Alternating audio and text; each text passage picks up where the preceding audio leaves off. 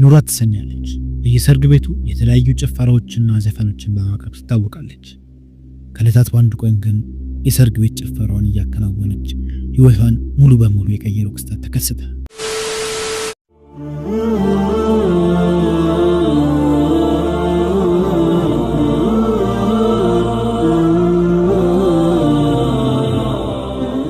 ሻድ መልቲሚዲያ ፕሮዳክሽን።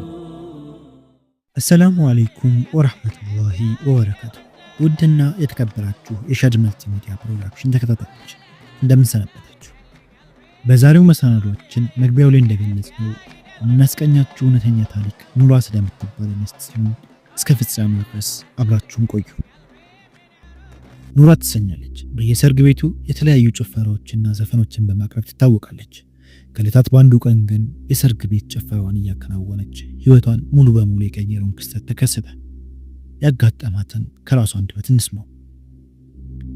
ኑራ እባላለሁ። ከ25 ዓመታት በፊት በሀገራችን አሉና ወግ ከተባሉ ዘፋኞች ሰርታ ነበርኩ። በየጊዜው በርካታ ሀብታም ከሆኑ ሰዎች ሰርጋቸውን እንዳደምቅላቸው እጣራለሁ። በዛ ስራ የማገኘው ገቢ ትንሽ አልነበረም።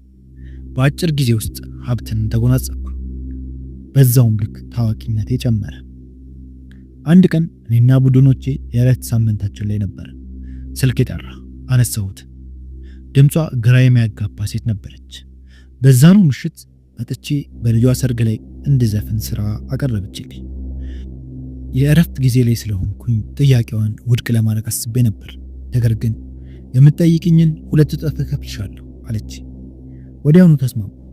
የቤቱን አድራሻ ሰጠኝ። ስልኩን ዘጋችሁ። ወደ ስራ ባልደረቦቼ ስልክ መደወል ጀመርኩ። ማረፍ ስለፈለጉ ወደ ኋላ መነቱ። በመጨረሻ ግን የሚያገኙትን ብር ስነግራቸው ተስማሙ። መኪናችንን አስነስተን በምሽት ወደ ተሰጠን አድራሻ ሄድን።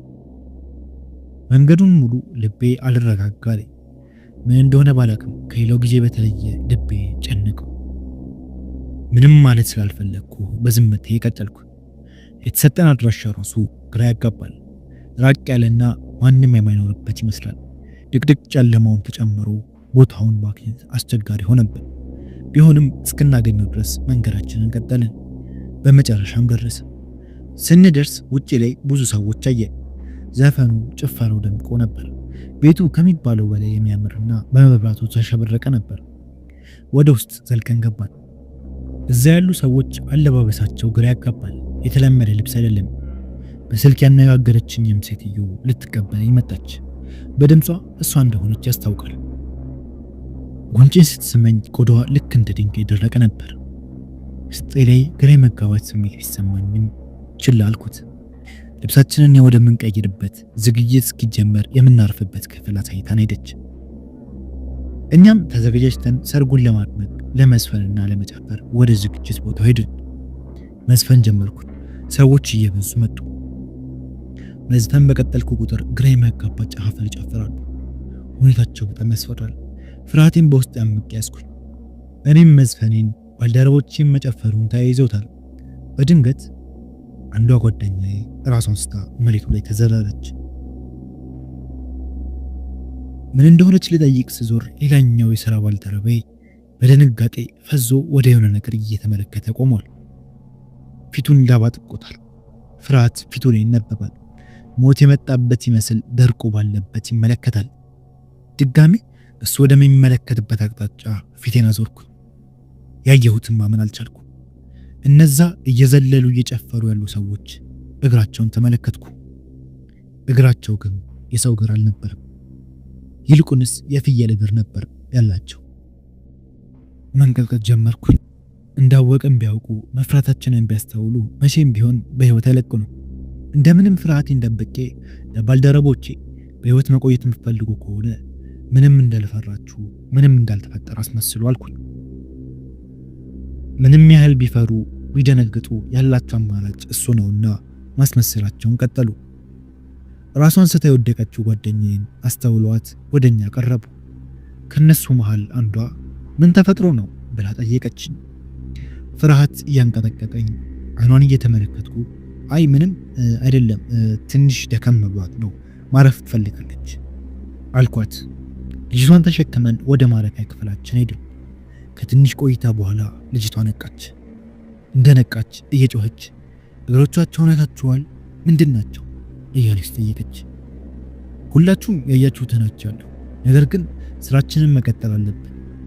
ምንም ብታዩ ፍርሃታችሁን ደብቁ። የጅኖች ሰርግ ላይ ሳንመጣ አንቀርብ። የፈጅር አዛን 2 ሰዓት ብቻ ነው የቀረው። እስከዛ ድረስ ማስመሰላችንን እንቀጥል ብለን ተስማማን። ወደ መድረኩ ሄደን ምንም እንዳልተፈጠረ መዝፈንና ማስጨፈር ጀመርን። መዝፈኔን በቀጠልኩ ቁጥር እነሱ አጨፋፈራቸውን ይጨምራሉ። የሚያስፈራ አጨፋፈር፣ አስፈሪ ድምፅ ማውጣት ጀመሩ። አሁንም ሲዘሉ እግራቸው የፍየል ነበር። ጓደኛ ያልቻለች ጩኸቷን አቀለጠችው። ሁሉም ወደኛ ዞሮ ማፍጠት ጀመሩ። ማረገው ነገር ጠፋኝ። መላ አካላቴ በላብ ታመቀ። እየተንቀጠቀጥኩ የሁሉም መጠጊያ ወደሆነ አላህ ዱዓ ማድረግ ጀመርኩ። አላህ ከዚህ ችግር ካወጣኝ ድጋሚ እንደማልዘፈን ቃል ገባሁ። በዛችው ቅጽበት ያ ውብ የሚባለው የፈጅር አዛን ድምፅ ተሰማ። በድንገት የቤቶቹ መብራት ጠፉ። ሁሉም ተሰወሩ። እቃችንን ሰብስበን በሩጫ ከቤቱ እየሮጥን ወጣን። በመጀመሪያው ቅጽበት ማወቅ ነበረብኝ። ግራ የሚያጋባ ቤት፣ ግራ የሚያጋቡ ሰዎች ተከበው መገመት ነበረብኝ። ውስጤ የሚነግረኝን ማዳመጥ ነበረብኝ። እንደ ድንጋይ በደረቀ ከንፈሯ ጉንጬን ስትስመኝ ሰው እንዳልሆነች መገመት ነበረብኝ። መዝፈኑን እንዳታቆም ዘፈንሽን ወድጄዋለሁ እያሉ ጆሮዬ ላይ ሲያንሾካሹኩ መገመት ነበረብኝ። ማረፊያ ክፍል ነው ብለው ለ100 ዓመታት ማንም ያልኖረበት ክፍል የሚመስል ባረጃ አልጋ፣ ቦታ ሁሉ በአቧራ የተሞላ ሳይ መገመት ነበረብኝ። ነገር ግን እኔ እግራቸውን እስከማየት ድረስ ማመን አልፈለግኩም ነበር። ያለን የሌለን ኃይላችንን ተጠቅመን እየሮጥን ሳለ ከፊት ለፊታችን አንድ ሰው እያፈጠጠብን አየን። እኛም ወደ እሱ አየን። ጅን መስለናል። እኛም ጅን መስሎን በአይነ ቁራኛ ነበር የምናየው።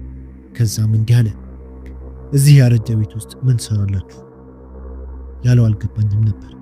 ፊቴን አዙሬ ያ መጀመሪያ የገባንበት በመብራቶች ያሸበረቀው ቤት አሁን ላይ ያረጀ ምስቅልቅሉ የወጣ ቤት ነው። የተፈጠረውን ሁሉ ነገር ነው። እንዲህ ማለት በእርግጥ ይሄ ቤት ለ100 ዓመታት ማንም ያልኖረበት የተተወ ቤት ነው። ጅኖች ነው የሚኖሩበት ተብሎ ይታመናል። ያ ክስተት ህይወቴን ሙሉ ለሙሉ የቀየረው። ከዛን ጊዜ ጀምሮ አንድም ቀን ሰላቴን ትቼ አላውቅም። በሰዋታ ነበርም ሰግቶ ኡምራና ሐጅ አረኩኝ። ዳግም ላልዘፍን ቃል ገባው። ሙሉ ሰዓቴን አላህን በመገዛት ማሳለፍ ጀመርኩ። አሁን ላይ መለስ ብዬ ያን ምሽት ሳስታውስ ምን ያህል ዝንጉ እንደነበርኩ ራሴን ታዘብኩ።